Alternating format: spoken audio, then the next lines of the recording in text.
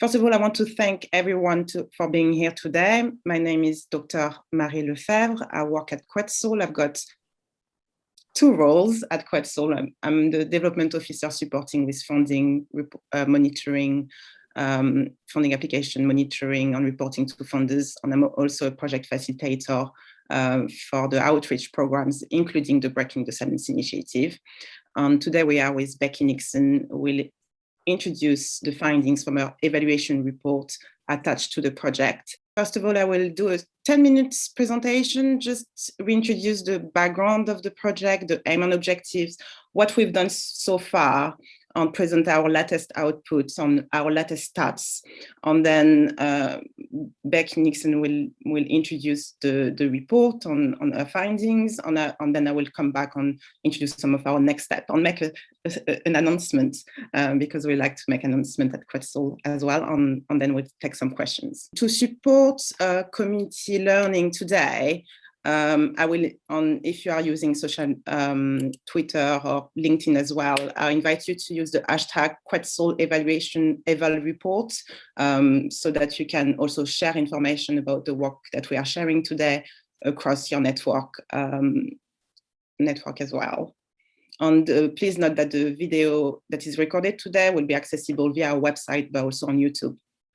So the background of the project, so since 2016, Quetzal is a charity providing free counselling support to female survivors aged 16 and above living in Leicester, Leicestershire and Rutland. And since 2016, we had a rise in the number of referrals, in average about 300 per year.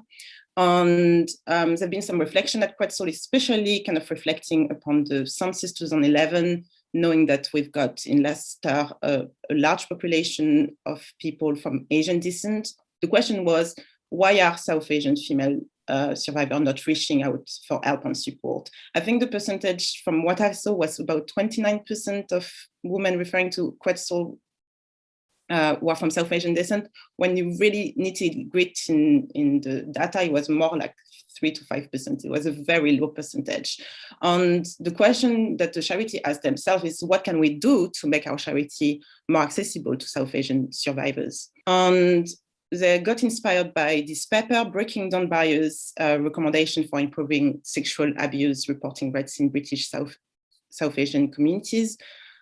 This paper really kind of inspired the charity to kind of reflect upon what can they do better to engage with female survivors. And the paper in particular kind of briefly consider why British South Asian women and children do not report sexual abuse, and then focuses on some of the working practices of non-governmental agencies.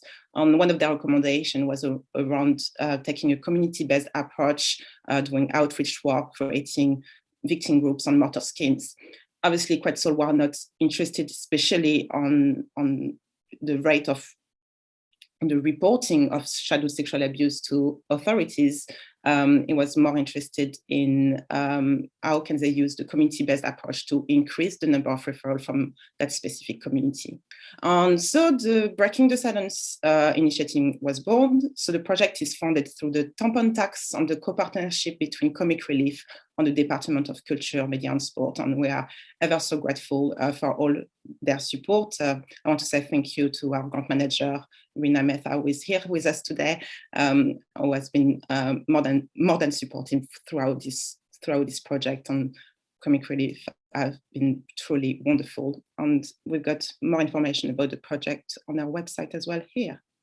So the main aim of the project was to measure the effectiveness of a community-based approach to raise awareness about the trauma of shadow sexual abuse and the value of counselling in South Asian communities living in Leicester. The objective was to set up a web-based self-help guide for South Asian female survivors to help them address common issues. So we've launched a website. All the tick is what we've done so far. We launched a new website. We created a self-help guide for female survivors who weren't ready to engage with Quetzal, but wanted to understand the impact of the trauma. We developed an awareness raising strategy supported by volunteer community connectors. This was really a new role we introduced as part of the project. So a team of volunteer community connectors engage with groups and partners to raise awareness further. We offered 16-week counseling support with a qualified counselor. And at the end of the counseling process, we invited the female survivors to share with us later about the effect of counseling on their lives. From there, we developed videos that we were able to share further as well. And then the third objective was to adopt new methods, evaluation, and learning approaches to grow as an organization, to build on our capacity. So in 2020, we had another evaluator, Marie, who produced a baseline report, giving us tools for reflection on what we were doing well and what we weren't doing well. Last year in June, we delivered the Breaking the Silence free webinar about what we've learned so far using a community-based approach. And then this year now, we've got the launching of the external evaluation report. It's always key to have another person coming to evaluate the project and give us another perspective on what we do. About the I cannot really go in details about what we've done today because we haven't got much time, but I invite you to watch actually the free webinar, which is accessible. I put like little, you can click on, I will send all the slides, so we'll be able to click on different links to see what we've done. But in the webinar, I really introduced define the key term, what is a community-based approach, what is a South Asian community, from the perspective of asset-based community development, on our process, what we've done so far using their tool, on the key learning, on our next step as well. In June 2021, last year, we had about referral from about 24 referrals from South Asian. I will get to the stats now. So what we've done since June 2021, because obviously I cannot really tell you what we've done in the last 3 years. So what we've done since then, we actually delivered 3 community discussions with different groups about what we can do better to support survivors of shadow sexual abuse from South Asian background. We did collaboration with other organizations such as the Kitty Party, kind of reflecting about sexual health within the South Asian community. We delivered an exhibition inviting survivors. We had three artists, one Black, one South Asian, and one Caucasian, that kind of shared their culture and their inspiration with us, on more letters written by female survivors on some litter picking event. Again, still to kind of bring people together, make it inclusive, and really discuss some of the challenges that we are facing. We developed new resources as well that are being disseminated, and we are more than welcome to invite us to order them through Quetzal as well. We made 3 new videos that really introduce the counseling process on what happened when a woman refers herself to Quetzal. And again, we are able to share all those resources to all the partners and relationships that we have been able to build across those last 3 years, really amplifying our work, but more importantly, the voices of the women we are working with, because it's very central and key to the work that we are doing here. Are you being haunted by memories of the past? Are memories of past abuse making your day-to-day life difficult to bear? Have you experienced childhood sexual abuse, and now in your adult life, are you struggling to cope with its impacts? We at Quetzal recognize how difficult it can be to cope with a difficult past and how it can impact someone's life. We are here to support women aged 16 and above living in Leicester, Leicestershire and Rutland to break the barriers of the trauma of childhood sexual abuse. With our all-female workforce and volunteer team, we provide a safe and secure environment in which each woman can explore her thoughts and emotions related to their abuse and other specific events in their lives, and take the steps to create change for the better. Our mission is to provide free and inclusive counselling and support services to empower female survivors' recovery from the trauma of childhood sexual abuse.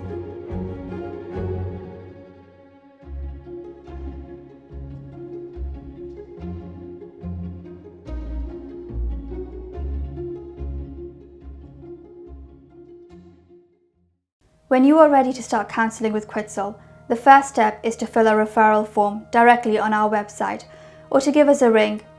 If you know someone who has experienced childhood sexual abuse, you can also refer them with their permission. We will then send a confirmation by text or email in the week that follows to indicate that we've received the referral form. We will get in touch with an appointment for an assessment on the telephone. All you have to do is confirm your attendance. At the assessment appointment, a trained counsellor will ask about the aspirations and motivations to start counselling, questions about health and well-being, as well as the impacts of the abuse on your well-being. They will ask about your availability and your preference for telephone, face-to-face or online counselling. After the assessment, you will be placed on a waiting list. The allocation of a counsellor is made based on the complexity of your needs and the availability of both the counsellor and yourself. While you wait for your counselling appointment, we will give you a ring each month to check on your well-being. We'll invite you to read our self-help guide, which will provide you with more information about the impact of abuse and some self-care tips, and ask you to join our mailing list, which will keep you up to date with events and activities. When allocation is made, we will send you details of the appointment and await confirmation from you. The first counselling appointment is called contracting. It is when the counsellor explains what the counselling process is all about, how many sessions you will get, how important it is to attend your appointments each week, and how you can donate to support Quetzal's great work.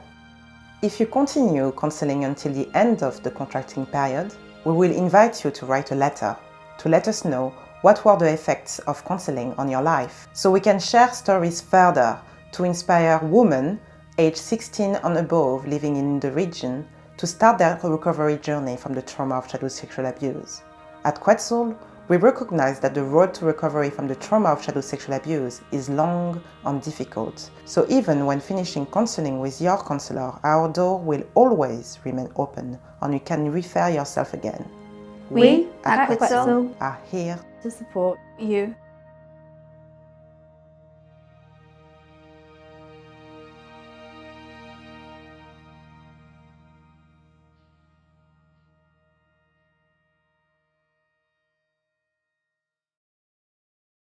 Through Quetzal's counselling process, we help women learn about and understand the impacts of abuse, giving them a new perspective and inviting them to change their lives.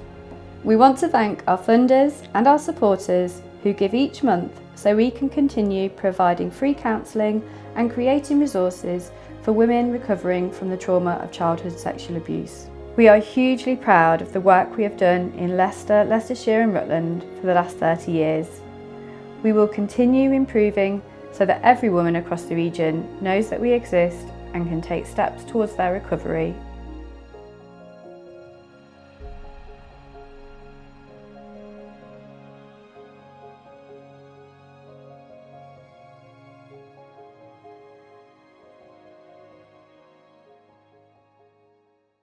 In terms of our latest stats, obviously the project started in 2019, and this is what happened year on year using the systematic approach that we've used on engaging with the female survivors. So in the first year, we had 10 referrals from Leicester City. So as I say, it's about 5% of the total number of referrals.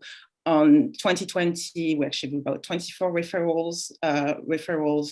2021, 56 referrals in total, 33 from Leicester City and 23 for county. And within the first quarter of this year, it's not actually the first quarter, it's the third quarter of last year, but within the first trimester here, we achieved 20 referrals from South Asians. So really, it has been more than effective for our organization as a whole, and we've been able to. Is more than the number. It's really about the learning and the connection that we've been able to nurture through the project, and we can continue and build on the stories and support even more women. And actually, it has been a growth throughout throughout Quetzal, because the number of referrals between last year and this financial year have increased by 63%. So in 2019-2020, we received 258 referrals. In 2020, 2021, it was during the pandemic, we achieved actually the same level as the previous year. On this year, we actually increased by 63%.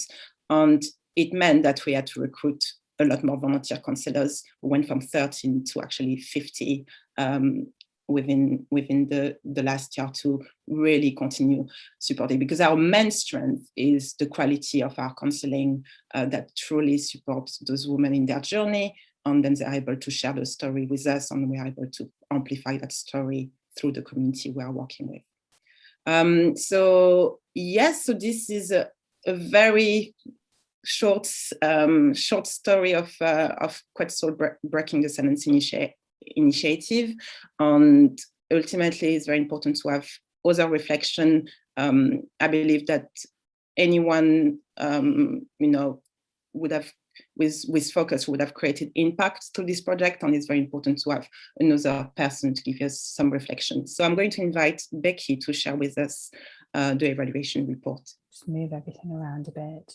So thanks, Marie.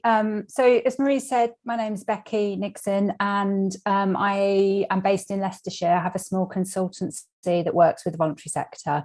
I do a lot of research like this. I also do partnership work and quality assurance and a whole range of things. And I've got a background. I started off many years ago actually on the board of London Rape Crisis. So I've got a background of working around issues around sexual assault and domestic violence. So Marie asked me to come in and pick up the evaluation of the project. And these are the evaluation questions, which I will go through when I look at each of the separate questions. You'll see the evaluation is focused mainly on process. So there are different types of evaluation. An impact evaluation looks at what's changed, but a process evaluation looks more at how and why changes were or weren't successful. So I did look at some of the outcomes for women who'd received counselling and what had changed for them, but you'll see here that the questions focus more on why things were done and how they were done. This is a short session which will skim through some of the findings. So there are bits that I won't talk about in so much detail, but there's more in the report, and you can contact Quetzal or me for more information. So just briefly, methodology, it was a fairly short evaluation. It was around about 6 days work in total, with about half that time speaking to various stakeholders that include people inside and outside Quetzal. And so I spoke to people who were running services for South Asian women, and also the videographer who was involved with the project that Marie talked about a bit earlier. So the first question was, has Breaking the Silence initiative facilitated an effective community-based approach and awareness raising strategy for South Asian women in Leicester? I started looking to begin with at what some of the issues were for South Asian survivors that might be different for other communities. And there are a number of factors that affect South Asian women's experience of seeking support around childhood sexual abuse.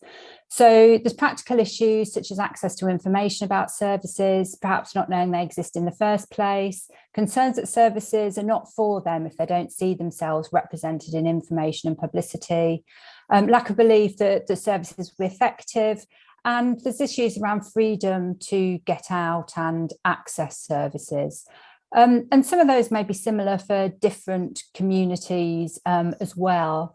But on top of that, I think in terms of South Asian communities, people told me that there's a big issue around culture and shame, and greater concerns about what will happen if that information is shared in the community. So survivors from other communities may also feel shame and disloyalty to their community, particularly if that's a minoritised one, in speaking out. But there isn't the same issue around honour and reflection on the family as there can be in South Asian communities. And one of the factors that one of the Quetzal interviews commented on was that although women's individual processes in terms of recovering from the trauma were similar across backgrounds, the wider cultural issues increased their feelings and the pressure on them around dealing with the impact of child sexual assault. An interviewee also commented that South Asian women were much less likely to have told their family about their experience of sexual abuse than women from other backgrounds, meaning that a potential support route for them is cut off. I looked as well at other research. In particular, there's a report that was done, I think it was last year, by Sikh Women's Aid, and there's also a toolkit that was produced by the government around Asian women and domestic violence. And anything that I talk about reports is referenced in the evaluation report, which you'll get a copy of.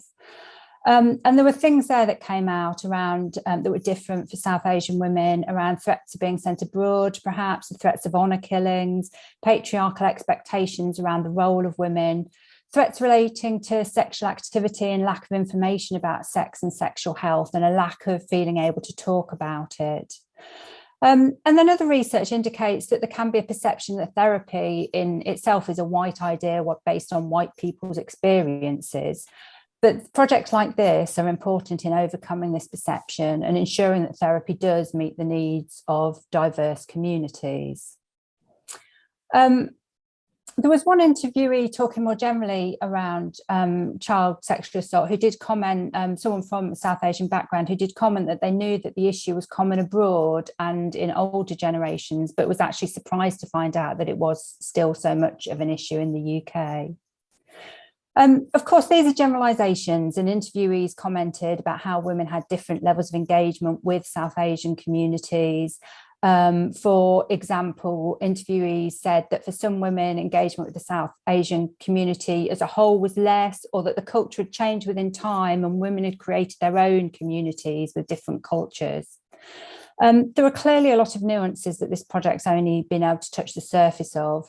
It's an interesting question, I think, about where change starts and how best to achieve it. For example, working primarily with younger people, can it then filter through younger generations to older generations? Or does work need to be done alongside directly with those who may be less engaged with the issue? So looking at some of the changes, one of the most striking things for me about this project was actually how it had changed Quetzal as an organisation, from one that predominantly offered counselling to women who were referred by particular partners to one that's much more involved with organisations and in the community in general. As Marie said, the impetus came from recognising that South Asian women were underrepresented and they wanted to take a different approach. And as well as meeting the aim of increasing the proportion of South Asian women involved, Quetzal's opened up much more to working with partners and to running groups for women kind of around their therapy, so that women can engage before and after therapy as well, rather than coming in, being involved in a very individual process with one other person and then going again. And Quetzal feel that this has enhanced their reputation, which opens up doors to other things as well, whether that's influencing decision-making or working on joint initiatives. For the other change that was made was in terms of the counselling model. So there's historically been huge pressure on sexual abuse counselling with long waiting lists, which could be up to 9 months, a year. And another outcome of this project has been to create a 16-week model of counselling for women, which may help to focus sessions to get the most benefit from the limited time. Individuals involved, and particularly the volunteers, but also staff, felt it increased their skills and confidence, for example, in speaking to groups or around social media. And obviously, particularly the case with all of us having to adapt during the project to working online. And if you haven't done so already, do look around Quetzal's website and YouTube channel to look at the various creative methods that they've used. Storytelling is perhaps an undervalued activity in the voluntary sector, but it can be crucial in reaching out to people and capturing their attention in a way that the written word doesn't always, particularly for people perhaps who speak other languages. And Quetzal has been innovative in the way in which they've approached that in this project. So for partner organisations, they expressed they found the process valuable because it was an issue that affected the women they worked with. So there are opportunities for Quetzal staff and volunteers to come in and to speak to the women and to run joint initiatives. So it was beneficial in terms of the outcome for the women who use their services. But it was also beneficial for the partners as well, and providing mutual support, particularly during COVID, when everybody was in the process of adapting services and trying to work out how to operate. So changes for South Asian communities was difficult to quantify because you're talking about kind of big groups of people. And Quetzal had kind of touched lots of different elements of it. Obviously difficult within the scope of a short evaluation to identify some of these changes, but interviewees spoken to did say that they felt there'd been a change in that people were more willing to talk about sexual abuse and its effects. And the quote there on the slide talks about women wanting to come forward and tell their stories. So this is another example of how the project's moved Quetzal from an individual counselling experience to an organisation that is now involved in community conversations. And again, all these quotes come directly from the report. Marie's already mentioned the increase in numbers in terms of women approaching the project, so I shall skip over that. The only other thing to add, though, is that there has also been quite a large number of younger clients and more self-referrals to the project as well. And people put that down possibly because of the increased use of social media made the project more visible. So changes for women accessing counselling. I did look at these briefly. Changes in terms of counselling are measured using core outcome measures. So I haven't reported on these in detail in the evaluation, but I did ask for some of the changes around individual women. And some of those were directly a result of counselling, reducing unhelpful habits, increasing self-awareness and confidence. So these are the sort of things that were measured through core. But there were also women who got more involved in terms of undertaking talks about childhood sexual abuse as a result of their experience, and gaining paid employment, which they thought they wouldn't have done otherwise without the counselling. So I think you can see from this collection of information that Quetzal's definitely reached out and engaged groups and individuals in its work. So the next thing then that I was looking at, we okay? Was what hinders and supports the delivery and replicability of the community-based approach for this client group. So lots of people commented on Marie's experience and approach, particularly using asset-based community development, which is basically an approach that looks at what's already there in the community, what are the strengths, what are the existing relationships, and how do you build on those. Having a designated counsellor to build up expertise and within the organisation working on the project was also something that was highlighted. And I'll talk about the involvement of volunteers in a bit, but having volunteers to bring a wider range of experience and contacts, and obviously also capacity was important. The role of partners in terms of connecting women with shared experiences was also mentioned, not just within the South Asian community, but also across communities. And there were comments that it was quite powerful for women within South Asian communities to recognise that actually, sadly, it is a shared experience, and it's something that can connect women across different cultures and different backgrounds. And just getting that, having women in a room and feeling able to talk to each other and share was a very powerful thing.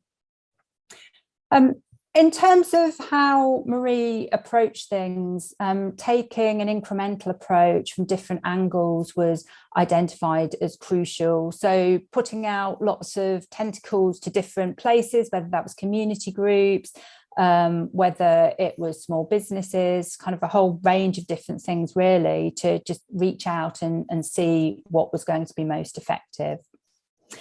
One of the partners commented that it was really important for it not just to be awareness raising, but to have a tangible product as well. So it wasn't just talk, it was about, you know, these are the issues, let's talk about the issues, but here we have counselling to support you, and also the website resources and the self-help guide going alongside. And the person who said that felt that it kind of built trust more because there was that tangible offer there. I've talked a bit already about the enthusiasm of people working together. This possibly made easier with online meetings because people no longer have to trek across the city or the county to meet each other. It's much easier to have that liaison with each other. Being able to talk directly to South Asian women was important, not through intermediaries, which can sometimes be an issue. So going directly out to communities via other groups was important. And then also using the multimedia approach and telling stories of women who accessed the project. So there was publicity that was in women's own words, as opposed to the written word that comes via somebody else. So some of the issues that came up and changes in plan, it seems a really common issue with new projects that they take longer to get off the ground than originally planned, and that was the case here. So there was a couple of recruitment rounds, and starting effectively from nothing and needing to make cold calls meant that making connections did take longer than originally anticipated. And Marie was coordinating the project on part-time hours as well. Comic relief, and it's nice to see some of you here that I'm going to say something positive. The comic relief were very flexible with moving targets at the beginning and kind of understanding that, which made things a lot easier for Quetzal. I think there's always a temptation to put in higher targets to get funding, perhaps. And maybe funders do need to be more open about stating that they know that things take time to get going, rather than organisations starting with unrealistic expectations. So to manage the capacity issue, Community Connector volunteers were recruited from South Asian and other communities, particularly through the university. And as well as bringing extra capacity, they came with their own connections, ideas and skills, and were crucially important in making links with and increasing the flexibility of the project to be able to engage with more groups. And that was a comment from partners as well, just in terms of the flexibility, because there was Marie and a number of volunteers able to do things. Another change was that it was initially intended that counselling would be provided in communities, but it did become apparent that many women preferred to travel to the city centre where it was more anonymous. Again, that may be partly due to the demographics, the younger demographics that may change with other targeting other people in the community. But certainly it was found that that was more effective for the women who did want to access the service. There were some barriers to some women. Counselling was only provided in English. Providing consistency of counselling community languages in a counselling service is difficult because it's predominantly provided by volunteers and trainees, so there is continual turnover. But this is an area that Quetzal wants to look at. For younger women, attending over the holidays was difficult for counselling, for example, because they're at university and working or not in Leicester over the holidays. And lack of childcare was also an issue. COVID, of course, affected the project. Outreach moved online, which may have increased reach in some ways, but interviewees did feel that it had an impact on depth of connection, particularly with the difficulties of talking about child sexual abuse. Counselling returned face-to-face as soon as possible and before the general counselling did at Quetzal, as this was perceived as more important by South Asian women who may have privacy issues trying to receive counselling at home. So you can see that kind of reflects back to the issue around not telling other people in their family. There was some suggestion that the experience of lockdown had helped people to feel more open about talking about mental health issues and domestic violence as well, which may have contributed to people feeling more able to be open and to be involved. So I was also really interested in the question of whether having workers not from a South Asian background affected the delivery of the project, and also recognising that as a white researcher, that may also affect what people said to me. So I dug into some of the external research as well to help analyse what people said to me. I asked everyone this question around, was the background of workers important? Was it important to have somebody who was from a South Asian background? And there were very mixed views. So the reasons why it might be important is around people from the community understanding the culture, people who are being counselled not feeling disloyal to the community by speaking out, concerns about racism or discrimination or otherwise being judged, the community as a whole being judged, that people might be better able to identify with a counsellor from the same background, and also there being role models for people to kind of look to in terms of recovery. People who said no, it wasn't necessarily important, said things like there was a perception that South Asian women might be less likely to share information within the community because of concerns about confidentiality. Although in reality, there are obviously many different communities who may have little contact between them. Also, that other factors are important to women, not just ethnic background. So other demographic factors or personality. I think I mentioned this before, it's important for some women to realise that it links women across different communities and isn't just something within their community. And that most important, particularly with counselling, is really the strength of the relationship. In terms of the outreach, there was praise for Marie's approach in identifying the right people in the community to engage with and not infringing, but identifying what Quetzal was looking to do and working alongside them. The involvement, obviously, of South Asian women as community connector volunteers also helped with this. So everyone emphasised that workers should have cultural competence to understand the issues that people from different backgrounds and cultures face, rather than it necessarily being held in one place in the organisation within one specific project. And Quetzal is obviously thinking about how to make sure that this information is shared across their many counsellors.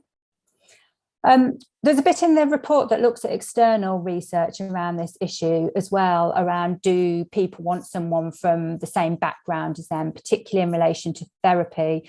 And the external research also finds a mixed picture, including that preferences don't necessarily link to the actual outcomes of the counselling. So somebody may prefer someone from a particular background, but then when you look at what's happened as a result, that preference doesn't necessarily link to the changes that have been made. Although, on the other hand, sometimes preferences do link to outcomes, which is why it's kind of quite a complex picture. There's a reference in the report to an article about how to incorporate cultural competencies into counselling as well, if anyone's interested. So the broad conclusion, I think, is that background, of course, is important, but there are ways of working across different backgrounds and experiences that meet people's needs. And on the one hand, it can be crucial to match worker and client, but pragmatically, it's not always possible to provide a choice. And having everyone with a basic level of cultural competence and a targeted level of cultural competence as well, depending on your client group, is crucial. So, so I'm also aware of time. I've got a couple more sections that I'm just going to skim over very briefly. More detail in the report. They're perhaps the more internal Quetzal type stuff. The first one is, to what extent has Quetzal strengthened its monitoring, evaluation and learning systems and integrated the learning into the organisation's practice? And again, this is an area where there's been a huge change in terms of collection and analysis of data, which staff put down in a big part, as well as this project, is the introduction of Lamplight database, which allows much more sophisticated collection and analysis of information. There's been a big change in terms of gathering people's stories and producing animations and doing monitoring and reporting, not in a traditional way in a report, but to make it more lively and more active and perhaps more relevant to a wider range of people. There was also a comment that they were collecting data, not just because somebody's asking for it at the moment, but it might be useful in the future to go back and have a look at trends over time for projects that they've not even considered might exist yet. But I think, again, this is a bit of a journey for them, as it is for all of us, and there's more to do. So finally, just in terms of future plans, oops, I lost the question. So what plans does Quetzal have to ensure continuous improvement in maintaining relationships with the South Asian communities and reaching new communities? Marie's going to talk a little bit about this in a minute. So continuing outreach with South Asian women, joining the mainstream counselling at some point and making sure the provision is relevant. There's obviously always a challenge that if there isn't designated funding, it's important to set up structures to maintain the momentum of working with communities and partner organisations and to ensure that services are relevant and those referrals are still coming through. Interviewees felt this approach could be replicated to other communities. There was concern that it may be more difficult where there aren't already community organisations. So the fact that there were already quite a lot of organisations in Leicester working with South Asian communities definitely helped facilitate. There was a suggestion that volunteers could be brought in right at the beginning of projects working with other communities to shape those projects rather than being brought in later, which might help the outreach. And communities that people mentioned in the interviews were Black British or Black African Caribbean communities where there may be similar taboos, Eastern European and Gypsy and Roma and Traveller communities. So again, I'm not going to talk through the recommendations in detail because they're already things that I've covered. They focus mainly on how Quetzal can do more similar work and or promote what's already been done. This clearly obviously isn't a 3-year project. Having funding for longer, say 10 years to match the aspiration of the project would be great. But in any case, there's a challenge when projects end about what to keep, how to resource it, ensuring the connections and learning isn't lost, and that it influences the whole organisation as well as external partners.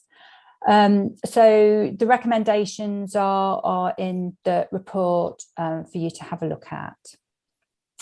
I'm going to hand over to Marie in a minute just to do a brief roundup. We're interested in asking you a couple of questions in a minute. I'll stick these in the chat whilst Marie is talking.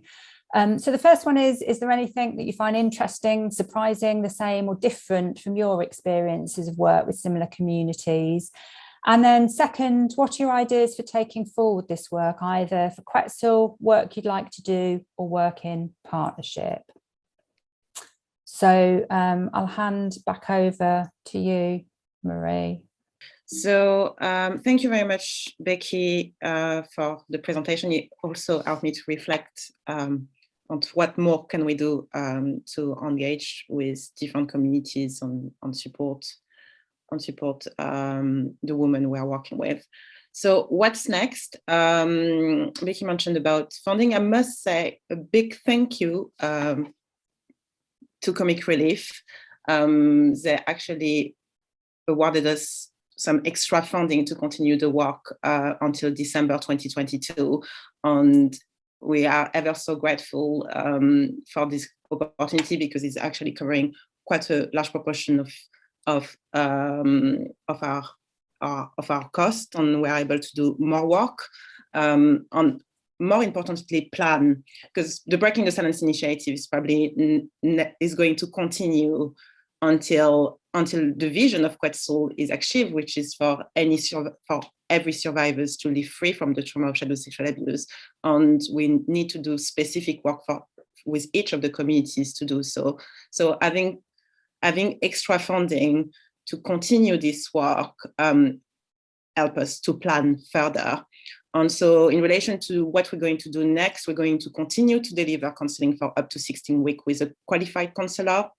So far in the last 2 to 3 years, we've been working with a Caucasian British counselor, And we were kind of reflecting upon maybe having someone from a South Asian background to see, the experience as well of the female survivors we're working with, because so far, there is mixed view about, as Becky mentioned, we would like to learn more from their experience as well.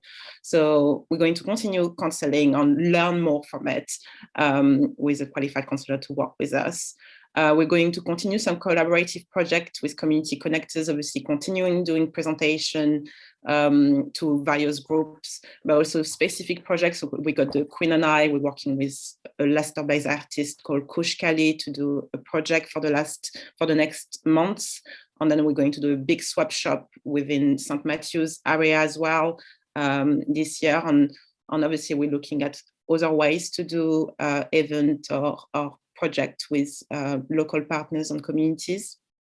The part of the funding is going to be used also to translate the self-help guide. And I think this was a very important element as part of the project. At the beginning of the project, and if you watch the Breaking the Silence first webinar, kind of touch upon the barriers of not being able to promote our counseling support, in part because we didn't have the opportunity to provide multilingual counseling.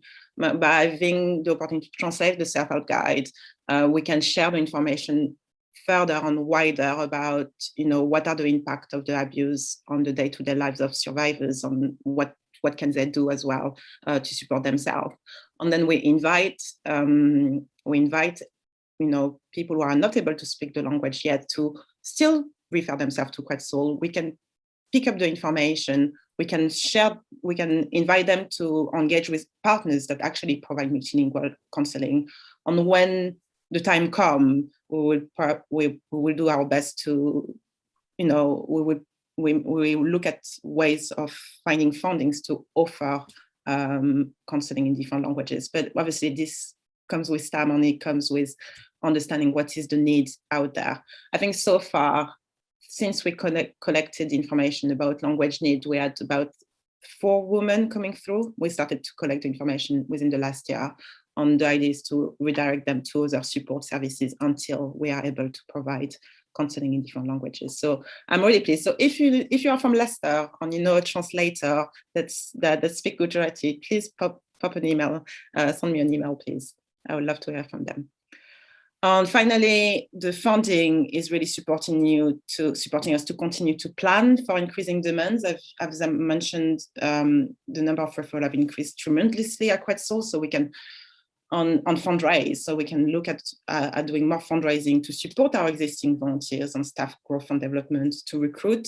So we've got more volunteers, so a volunteer manager will really support us, a community communication officer as well, and more volunteer counselor, including multilingual one, and to support our outreach. So the Breaking the Silence initiative is really kind of the first big outreach program, but since then we are applying our learning to reach out in Leicestershire to young people with our Crush the Hush initiative, 16 to 24, but also we're also looking at engaging and supporting, amplifying the voices of Black African Caribbean survivors through the We Will Not Be Silent. So fundraise to support our growth and support also our service improvement program, including the Translate for Access and Inclusion and another program to improve access in particular. So really funding is having an extension for Comic Relief has been wonderful, and obviously having a funder that supports us as we are learning and developing ourselves as an organization has been absolutely wonderful. So we are very, very grateful. And we are also very grateful to all our partners and our communities, as well as all the female survivors who are able to share their stories. I think recently I've been to an event and I had my little stall, and someone did a presentation and she actually mentioned Quetzal. And she was from the community I was targeting, a woman from the Breaking the Silence initiative, and she shared how Quetzal is wonderful, and another one as well. So to hear that how influential Quetzal has been in their lives make you truly humbled. So yeah, I want to thank all those women who are taking the brave steps to change their lives and obviously sharing their stories so that more change is created in their communities.